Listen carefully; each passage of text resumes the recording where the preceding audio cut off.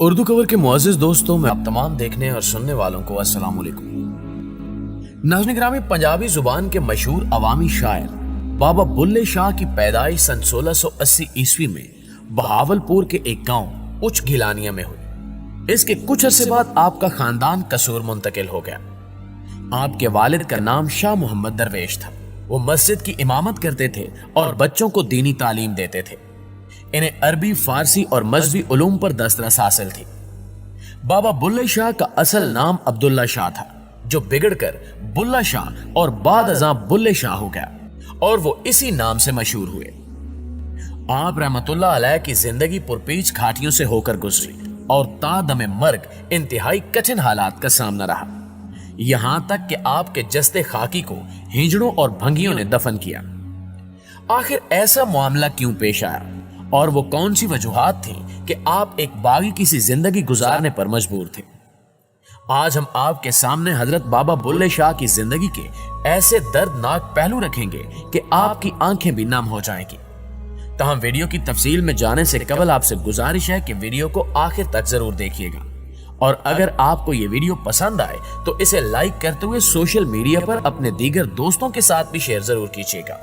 تو آئیے چل کر بابا بلے شاہ کی سانِ حیات پر ایک نظر ڈالتے ہیں۔ معزز دوستو، بابا بلے شاہ نے ابتدائی تعلیم اپنے والد سے حاصل کی۔ چند اور دوسرے اساتذہ سے علم حاصل کرنے کے بعد علم و عرفان کی جستجو اور تڑپ آپ کو حضرت شاہ عنایت قادری کے دروازے پر لے آئی۔ شاہ عنایت تصوف کے قادری سلسلے سے تعلق رکھتے تھے، ذات کے لحاظ سے آرائی تھے اور بہت سی فارسی کتابوں کے مصنف بھی تھے۔ وہ دوسرے صوفیاء کی طرح تارک الدنیا نہیں تھے، بلکہ کھیتی باڑی اور باغبانی کرتے تھے۔ قصور میں مقیم تھے، لیکن حاکم سے مخالفت کی وجہ سے لاہور منتقل ہونا پڑا اور پھر لاہور کے ہی ہو کر رہ گئے۔ بابا بلے شاہ کا بچپن گاؤں میں مویشی چراتے گزرا تھا۔ والد امام مسجد تھے اور امام مسجد کی حیثیت اس عہد میں گاؤں کے دوسرے ہنر مندوں، موچیوں، نائیوں اور جولاہوں کے برابر تھی۔ یہی وجہ ہے کہ بابا بلے شاہ کا معاشرے کے پسے ہوئے طبقات کے حوالے سے نہ صرف گہرا مشاہدہ تھا، بلکہ آپ خود ان حالات سے بھی گزرے تھے۔ اسی مشاہدے اور تجربے نے آگے چل کر بے باک شاعرانہ اسلوب کی بنیاد رکھی۔ اگر اس عہد کا جائزہ لیا جائے تو 17ویں اور 18ویں صدی برصغیر کا پرآشوب عہد تھا۔ اس عہد نے نادر شاہ اور احمد شاہ ابدالی کی تباہ کاریاں دیکھی، دلی کو اجڑتے دیکھا، لاکھوں انسان قتل و غارت کی بھینٹ چڑھے، اور دوسری جانب یہ اورنگزیب عالمگیر کی مذہبی جنونیت کا عہد تھا، جس میں بادشاہت کے جبر کو مذہبیت میں ڈبو کر لوگوں پر مسلط کرنے کی کوشش کی جا رہی تھی۔ دوستو، عالمگیر کے بارے میں ابن انشا کا مشہور جملہ ہے کہ دین و دنیا دونوں پر نظر رکھتا تھا، نہ اس نے کوئی نماز چھوڑی اور نہ کسی بھائی کو چھوڑا۔ عوام کے ساتھ سلوک میں مذہب کو اہمیت دی جانے لگی اور مذہبی تعصبات کو ابھارنے کی کوشش کی گئی۔ جبر و استبداد اور ظلم و ناانصافی کو نماز، روزے اور ٹوپیاں سینے جیسے علامتی کاموں میں لپیٹ کر رکھ دیا گیا، جس پر اسے اورنگزیب رحمت اللہ علیہ کہا جانے لگا۔ اس عہد میں مذہبی پیشواؤں کو بھی جبر کا موقع میسر آیا، لیکن اس عہد کے بے مثال شعراء میں یہ اعزاز صرف بابا بلے شاہ کے حصے میں آیا۔ آپ جب شاہ عنایت کے مرید ہوئے تو اس پر بھی ان کی برادری اور ملاؤں نے ہنگامہ کھڑا کر دیا، کیونکہ آپ سید تھے، آل نبی اولاد علی سے تعلق رکھتے تھے، لیکن شاہ عنایت ذات کے آرائی تھے جو کمتر اور گھٹیا سمجھی جاتی تھی۔ یہ بات ان کی برادری اور مذہبی ٹھیکیداروں کے لیے قابل قبول نہیں تھی کہ ایک اعلیٰ خاندان اور قابل فخر نسبت کا حامل شخص نچلی ذات کے کسی فرد کے سامنے عشق و تصوف کی منازل طے کرے، لیکن آپ نے اپنے سید ہونے کو ٹھکرا دیا اور سب کی مخالفت مول لے کر شاہ عنایت کو مرشد مان لیا، اور اس نسلی تفاخر سے نکل کر اپنی تشکیل نو کی اور ایک نئے انسان کے روپ میں سامنے آئے جو ماضی کے تمام تعصبات سے پاک ہو چکا تھا۔ پیارے ساتھیوں، اسی دور میں جب آپ نسلی تفاخر کو خاک میں ملانے کی پاداش میں زیر عتاب تھے، آپ نے گدھے پال لیے، جو اس عہد میں سب سے نچلے طبقے کا کام تھا اور کوئی باعزت شخص یہ کام نہیں کر سکتا تھا۔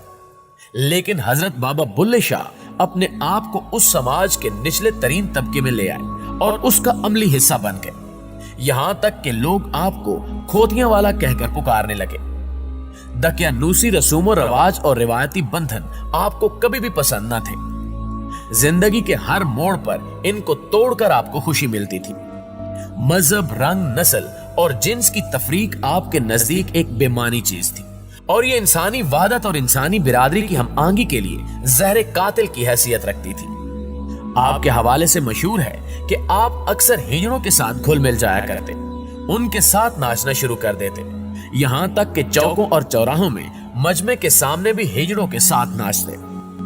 उनका खानदान और बिरादरी इस बात से नाला रहते कि बुल्ला हर कदम पर उनकी बेइज्जती का बायस बन रहा है। शाह इनायत का मुरीद होने के बाद गधे पालना और अब हिजड़ों के साथ नाच गाना आपके लिए मुश्किलात में इजाफा कर रहा था, लेकिन आप अपनी सरमस्ती और धुन में चलते चले जा रहे थे। एक मर्तबा आप रहमतुल्लाह अलैह हुजरे में बैठे थे।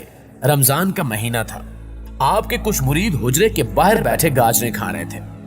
करीब से चंद रोजादार मुसलमान गुजरे तो उन्हें रमजान में इस तरह रोजा खोरी पर शदीद गुस्सा आया।